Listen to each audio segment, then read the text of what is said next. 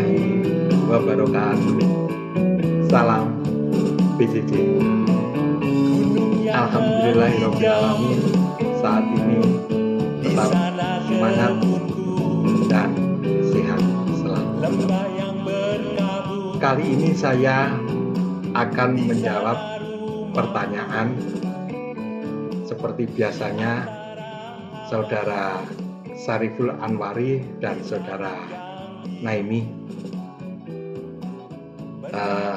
Setiap mata kuliah pasti bertanya.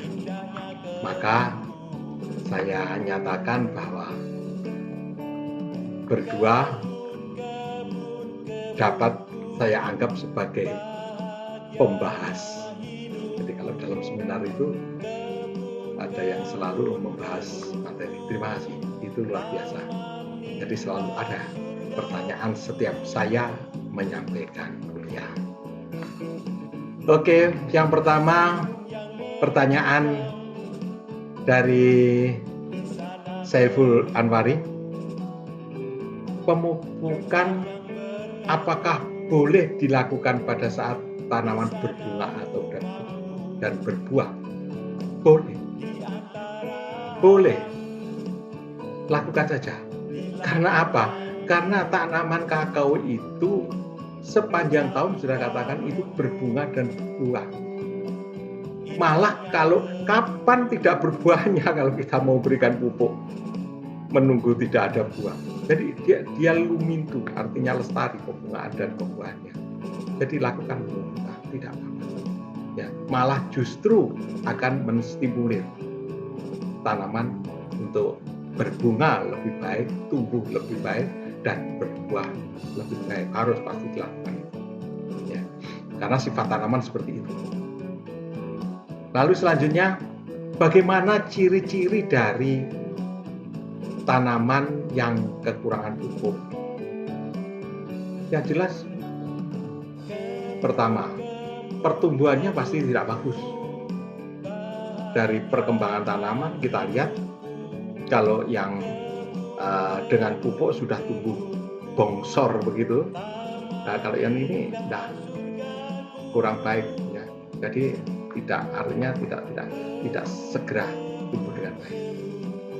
Karena setelah dilihat, ciri yang kedua, plasnya daun, keluarnya daun, pucuk daun itu sangat jarang, atau bahkan flash setelah itu mengalami hambatan, tidak langsung mekar. Setelah tumbuh langsung tidak mekar, kurang tumbuh.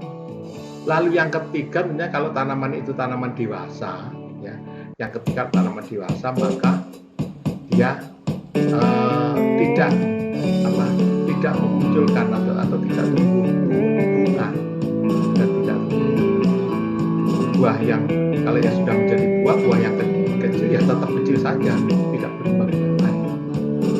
Itu ciri-ciri tanaman. Jadi jangan khawatir pada saat bunga dan saat buah, maka tetap harus dilakukan. Karena tidak ada masanya kakao tidak berbunga dan tidak berbuah, tidak ada masanya. Yang penting pupuk itu jangan mengganggu bunga dan jangan. Oke, terima kasih Syariful Anwari.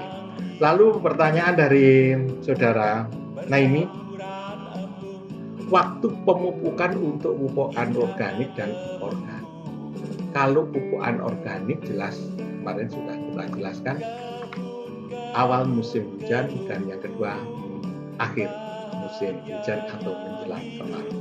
Kalau pupuk organik kapan saja boleh.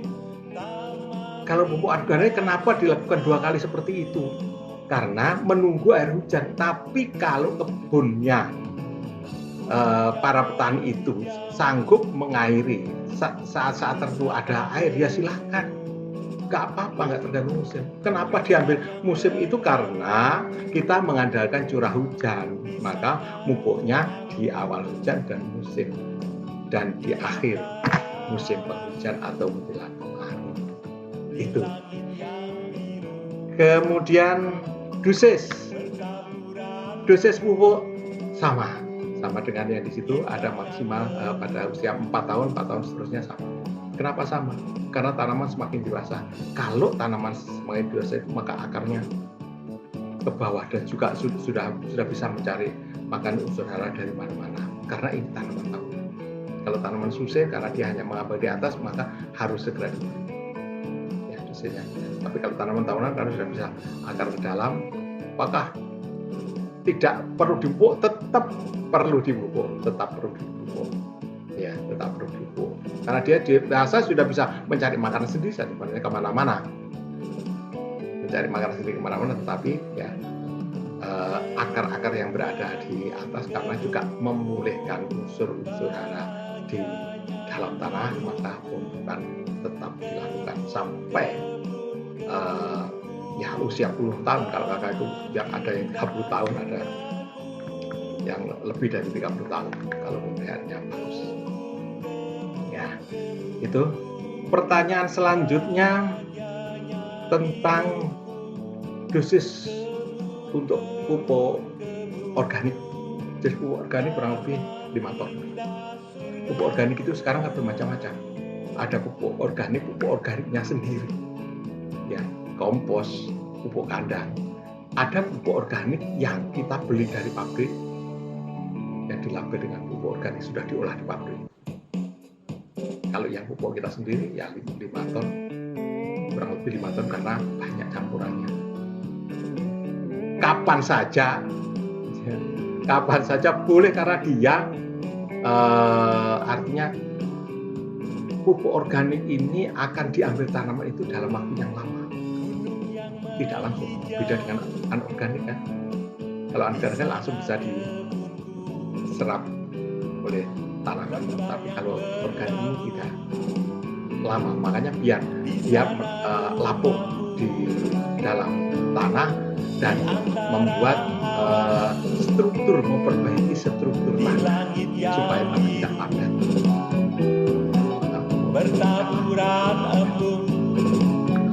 Oke, itu saya kira kita lanjutkan minggu depan kuliah yang